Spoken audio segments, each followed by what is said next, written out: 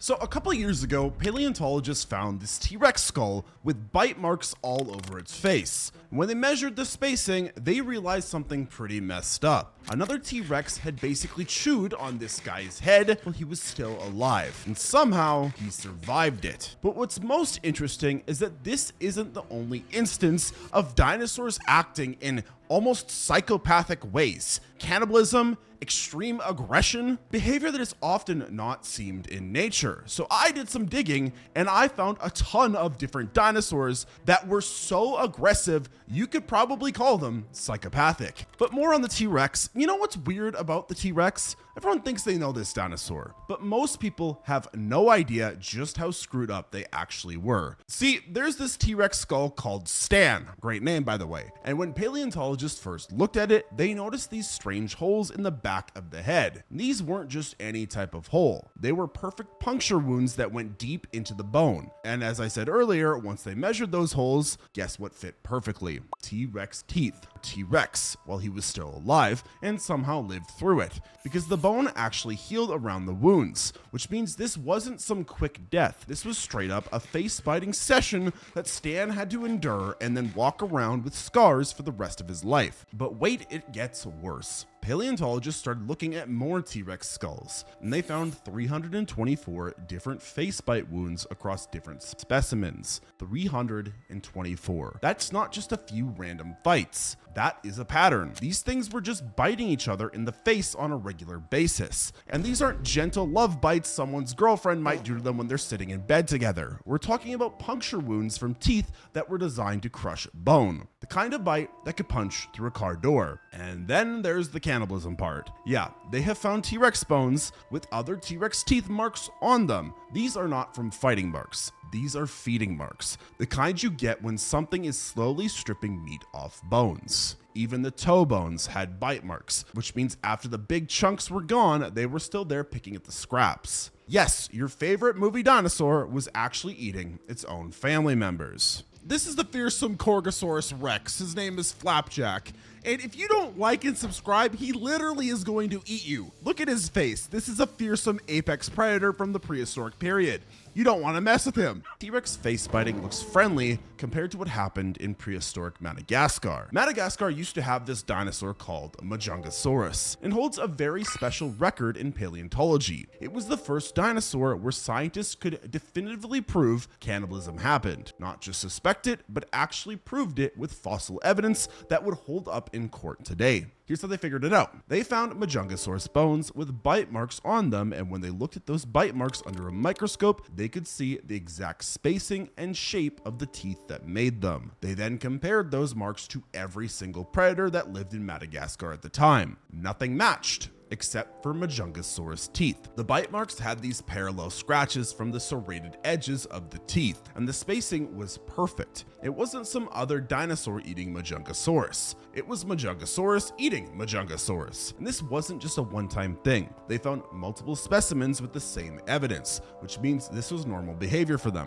Now, you might be thinking, well, maybe they were just scavenging already dead ones. But here's the thing, Madagascar back then was basically a desert. It was dry, hot, and food was hard to come by. And when you're starving, you don't get picky about where your next meal comes from, even if it used to walk around and have the same face as you. The researchers who discovered this said finding dinosaur cannibalism wasn't actually that shocking, because modern animals do it all the time when resources get scarce. Hell, it even happens in my household. No, I don't mean anything weird by that, but you see these two fish tanks behind me? Well, I have this type of fish called a guppy, and if you don't know what guppies are, basically guppies have babies constantly. I'm talking about 30 to 50 per month, and the parents are so bad at parenting that they will literally pop out the guppies, then turn around and eat them. We as humans take it for granted, but in nature, unfortunately, cannibalism is pretty common. But there's something a little unsettling about finding fossil proof that these creatures were methodologically stripping flesh off their own species' bones. animals. Madagascar wasn't just an island, it was a place where dinosaurs went to eat each other. Now, individual cannibals are disturbing, but wait until you see what a drought does to this species. There's this place in Colorado called Magat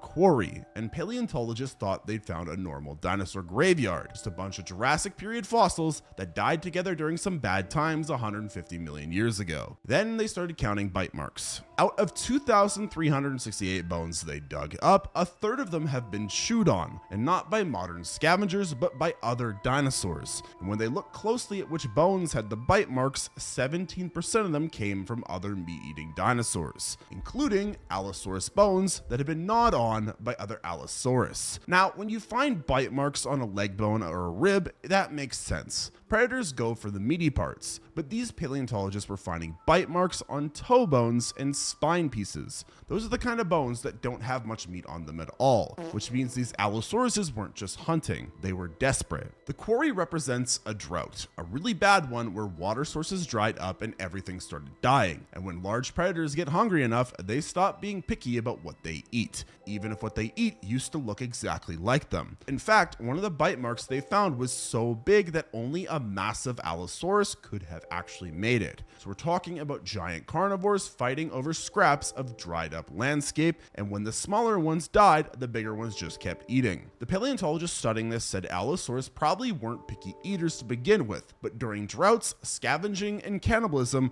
were definitely on the menu, which is a very polite way of saying these things would eat literally anything that stopped moving, including their own relatives. Now, eating your own species during hard times is one thing, but some dinosaurs got even more creative. Scientists found this Daspletosaurus fossil that tells probably the most depressing dinosaur story ever discovered. This thing got its ass kicked while it was alive and then got eaten after it died. The skull is just covered in bite wounds, puncture holes in the back of the head, gouges on the face, chunks of bone missing, all from other Daspletosaurus teeth. And you can tell this dinosaur survived these attacks because the bones started healing around the wounds. So this poor thing lived through multiple face-biting sessions with its own species and just kept going. But the story doesn't end there, because after this beat-up Daspletosaurus finally died, another one found the body and decided to have lunch. In fact, the skull has completely different bite marks that were made after death. Big punctures and scratches where something was purposely stripping meat off the bones. They even bit both ends of some bones, which means whoever was eating this carcass was really thorough about it. Nothing was going to waste. The researchers called this a unique record because it shows one individual that experienced both fighting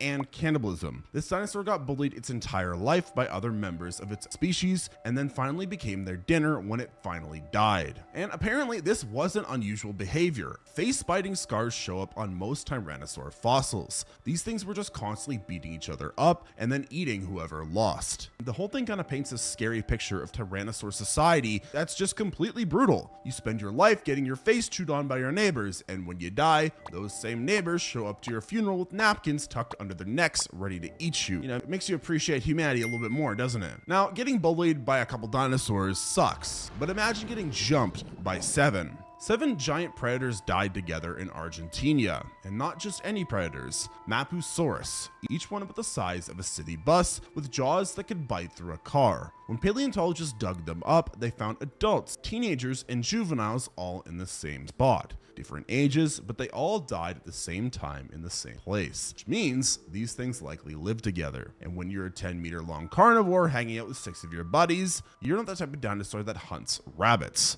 The only prey in their neighborhood big enough to feed a gang of Mapusaurus was Deinonychus, a sauropod so massive it weighed as much as 12 elephants. It was one of the biggest land animals that ever lived. Now, a single Mapusaurus attacking an adult Deinonychus would be suicide. That's like a cat attacking a cow. But 7 Mapusaurus working together, that is a different story. They probably surrounded it, some going for the legs, others jumping on the neck, a few more slashing at the sides. The Deinonychus would be spinning around trying to shake them off. But there's only so much you can do when you're being attacked from all directions by things with knife-sized teeth. But the Mapusaurus bone beds suggest that they died in the process. Maybe they got trampled while trying to bring down their target. Maybe they got stuck in mud while feeding on the carcass. Either way, they died together because they hunted together, which means these weren't just mindless killing machines. They were organized mindless killing machines. They had to coordinate, communicate, and work as a team to take down prey that was literally 10 times bigger than them. Pack hunting is scary enough when it's wolves. When it's 3-ton dinosaurs with heads the size of bathtubs, it becomes something else entirely. These dinosaurs were smart and aggressive. So yeah, land predators working together is downright terrifying, but water predators just happen to be worse. Most people think Spinosaurus just ate fish all day. Turns out those people were wrong. Paleontologists found a pterosaur neck bone with a Spinosaurus tooth stuck in it, and not around it, but physically embedded in the bone, which means a 15-meter long semi-aquatic dinosaur grabbed a flying reptile and bit down hard enough to lose a tooth process. This wasn't some gentle fish catching behavior. This was a violent attack on something with a 6-foot wingspan. Spinosaurus lived in river systems across North Africa, and it wasn't content to just sit in the water waiting for fish to swim by. It was an ambush predator. Picture a crocodile, but 3 times longer and probably 10 times as mean. The thing about ambush predators is that they're patient until they're not. A Spinosaurus could be floating motionless in a river for hours, looking like a log with a sail on its back. Then something comes to drink water, or a pterosaur dips down to catch a fish, and suddenly there's 15 meters of prehistoric nightmare exploding out of the water. They found bite marks from Spinosaurus on other dinosaur bones too. Not just pterosaurs, but land animals that came too close to the water's edge, which means Spinosaurus wasn't just fishing, it was opportunistically grabbing anything that got within range. The scariest part is how little warning you'd get. On land, you can usually see a predator coming. In the water, Spinosaurus could be 10 feet away,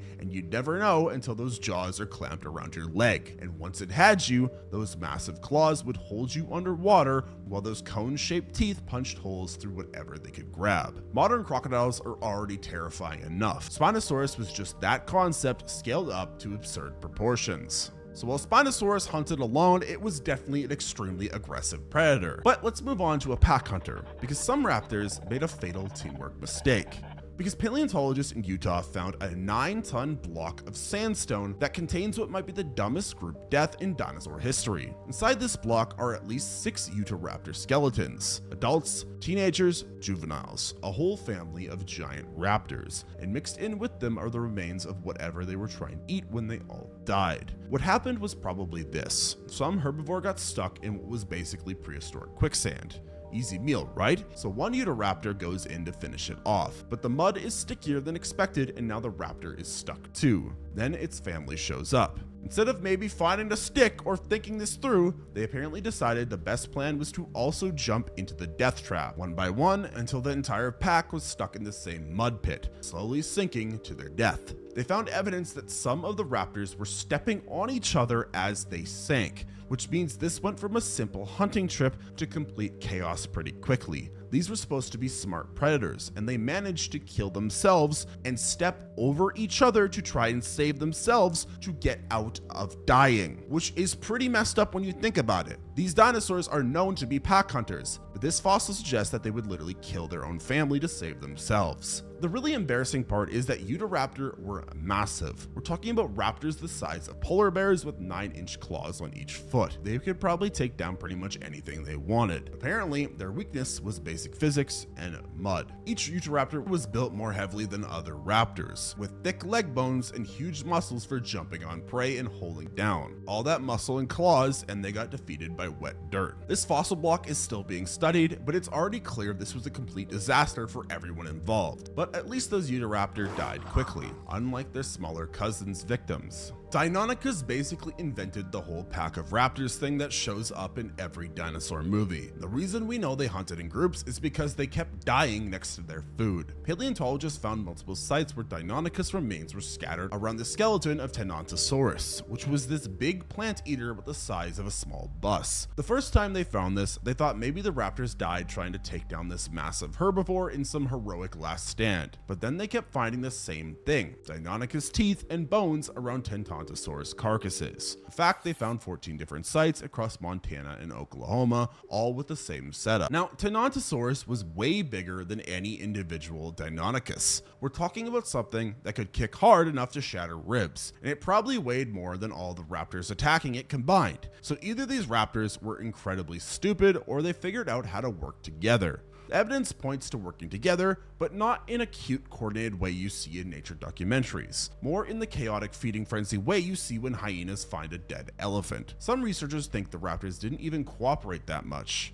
Maybe one Deinonychus would attack a Tyrannosaurus, and if it managed to wound or kill it, the sounds and smells would attract others. Then they would all show up to claim a piece of the action, which would explain why so many raptor fossils are found with broken bones around these carcass sites. They weren't just fighting the herbivore, they were fighting each other over who got to eat what parts. Those famous raptor sickle claws weren't just for killing their prey, they were probably pretty useful for keeping your dinner companions at a respectful distance while you grabbed all the good stuff. These dinosaurs didn't look like they shared much with their family. In fact, they might have killed their family just to get a meal. So yeah, group attacks can get messy, but sometimes we get the perfect snapshots of violence in some fossils we find. There's a fossil in Mongolia that shows exactly what happens when a Velociraptor picks a fight with something its own size. The fossil is called Fighting Dinosaurs, and it's two skeletons locked together in what was clearly their final moment. On one side, you've got a Protoceratops, a pig-sized herbivore with a sharp beak and a bad attitude. The other side, a Velociraptor with its signature claw buried deep in the Protoceratops' throat. But the Protoceratops wasn't going down without a fight. Its jaws are clamped around the Velociraptor's arm, and the bone shows fractures from the bite pressure. This wasn't a quick kill. This was a prolonged struggle where both animals were trying their best to murder each other. They probably died when a sand dune collapsed on them mid-fight, which means their last thoughts were probably still focused on winning this stupid fight. Death literally had to interrupt them. The Velociraptor's claw is positioned perfectly to slash the Protoceratops' throat, which would have been a killing blow if it had connected properly, but the Protoceratops managed to grab the raptor's arm and break it before that happened. What makes this fossil so perfect is that it captures the exact moment when both animals realized they'd made a terrible mistake. Protoceratops couldn't go without getting its throat cut, and the Velociraptor couldn't pull free without losing its arm, so they just held each other in this death grip until the sand buried them both. The whole thing lasted probably less than a minute, but it's been preserved for 75 million years as the ultimate example of prehistoric rage. Two dinosaurs who refused to back down from a fight that neither of them was going to survive. So yeah, ultimately this is a pretty cool fossil, but some other dinosaurs made beating each other a complete lifestyle. Gorgosaurus skulls tell a story about what it was really like to be a tyrannosaur. That story is mostly about getting your face bitten off on a regular basis. Like I mentioned earlier, 60% of adult tyrannosaur skulls have bite wounds on them. These are not random injuries. They are specific bite patterns around the eyes, snout, and jaw area, and they are all healed over, which means these dinosaurs lived through having their faces used as a chew toy. The wounds are always in the same spots, which tells us this wasn't accidental violence. This was a ritualized face biting session. Tyrannosaurs had developed a whole social system based on biting each other's faces till somebody gave up. One Gorgosaurus skull has multiple gouges around the eye socket that match perfectly with tyrannosaur teeth. Another has a chunk missing from the snout that healed into a smooth scar. These weren't life or death battles. They were more like extremely violent handshakes. The pattern shows up once the dinosaurs hit sexual maturity, which means face biting was probably how they sorted out who got to mate and who didn't. Instead of showing off with fancy dances or colorful displays, tyrannosaurs just bit each other's faces until the hierarchy was established. What's really disturbing is how casual this violence seems to have been. These weren't rare fights. This was happening all the time, enough that most adults carried permanent facial scars from their teenage years. A typical Gorgosaurus probably spent its adolescence getting its face systematically destroyed by older, bigger tyrannosaurs. Then, once it was big enough, it got to return the favor to the next generation. All this face biting seems really bad, until you hear about the falsely accused cannibal. For over 50 years, Coelophysis had the worst reputation in paleontology. Museums displayed it as the dinosaur that ate its babies. Textbooks called it a cannibal. Tour guides would point to its skeleton and explain how this monster would devour its own young when food got scarce. The whole thing started when a paleontologist found adult Coelophysis skeletons with small bones inside their rib cages. Obviously, baby Coelophysis bones, right?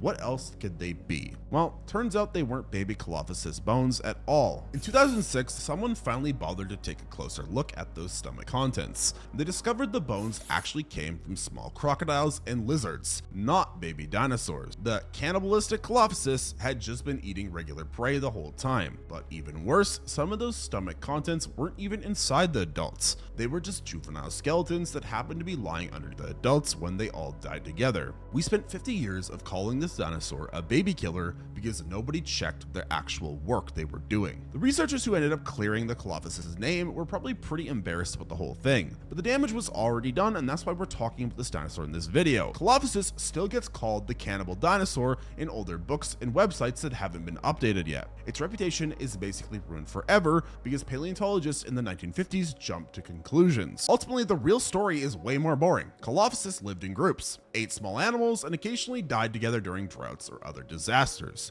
There was no cannibalism, there was no baby eating, and no psychotic behavior whatsoever. It's actually one of the most normal dinosaurs we know about and are talking about in this video, but it's stuck with this serial killer image because science got it wrong for 50 years. So while Coelophysis got blamed for crimes it didn't commit, some herbivores were actual killers. Everyone thinks of Triceratops as this peaceful plant eater that just wandered around munching ferns all day. Well, I'm here to tell you that that's completely wrong. Triceratops killed T-Rex, and we have the evidence. One Triceratops brow horn was found with a healed T-Rex bite mark on it, which means a T-Rex tried to bite this Triceratops' face, and the Triceratops lived through it.